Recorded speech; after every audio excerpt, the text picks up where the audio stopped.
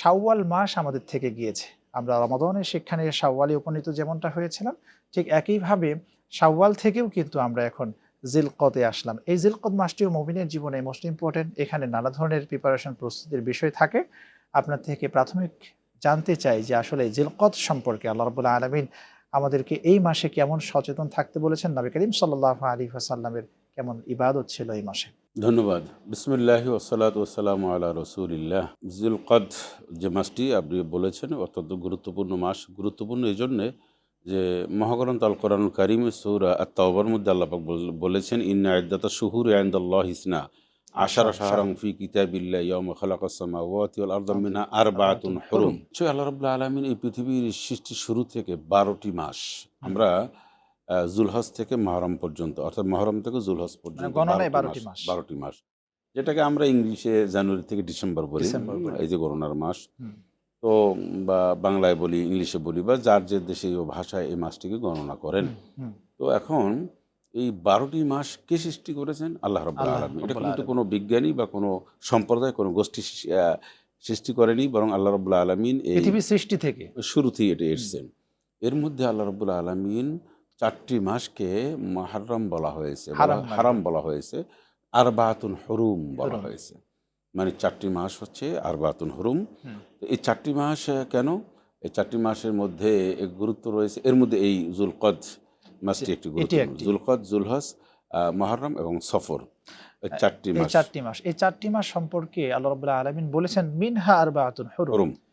কিন্তু এই ৪ টি মাস কি সরাসরি কথা বলে দিয়েছেন আল্লাহ রাব্বুল আলামিন কোরআনের মধ্যে, না নবী করিম সাল্লাল্লাহু আলাইহি ওয়াসাল্লাম বলেছেন? না, রাসূল আকরাম আল্লাহ পাক তো এখানে ৪টি মাসের কথা বলেছেন যে এটা আরবাতুন হুরুম। হুম, এটা কি? ৪ টি কেন? মাস। কেন হুম, ৪টি মাস? কেন এটা? আর রাসূলুল্লাহ সাল্লাল্লাহু আলাইহি ওয়াসাল্লাম এটার ব্যাপারে ব্যাপক ব্যাখ্যা ব্যাখ্যা করেছেন। করেছেন, জি। আচ্ছা, ৪টি মাসের মধ্যে হারাম বা নিষিদ্ধ বলা হয়েছে এজন্য হুম, যে এই ৪টি মাসে যুদ্ধ বিগ্রহ বা ঝগড়াঝাটি এগুলি সবকিছু, দখলদারিত্ব সবকিছু নিষিদ্ধ ঘোষণা করা নিষিদ্ধ হয়েছে। করা হয়েছে। এর মানে হচ্ছে আরবরা সবসময়ের জন্য মুসলমানদের সাথে এবং আরবের সে সমস্ত মুনাফিক মুশরিক গোষ্ঠীর সাথে সবসময়ের জন্য একটা দ্বন্দ্ব লেগে থাকতো। হুম, হুম। আরবের সেই সমস্ত গোষ্ঠীর সাথে বিভিন্ন সম্প্রদায়ের সাথে নিজেরা মারামারি করত।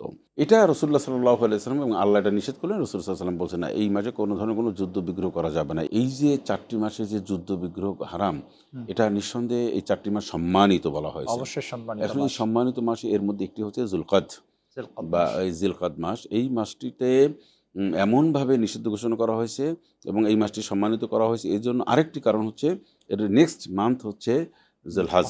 জিলহজ মানে মাসে। হজের যে পূর্ব প্রস্তুতি। এই সম্পর্কে আপনার কাছে আসবো, কিন্তু তার পূর্বে যে হারাম শব্দটি সম্পর্কে মানুষের মধ্যে একটি ধারণা রয়েছে।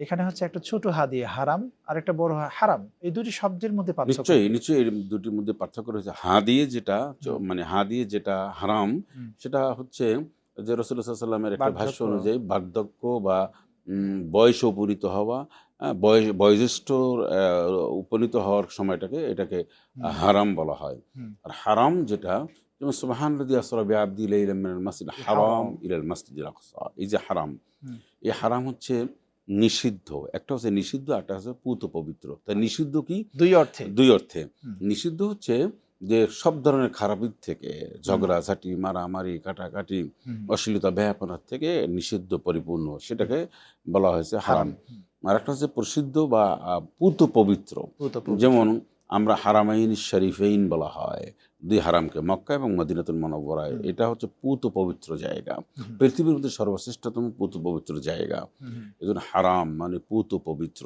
মানে অপবিত্র থেকে পবিত্র।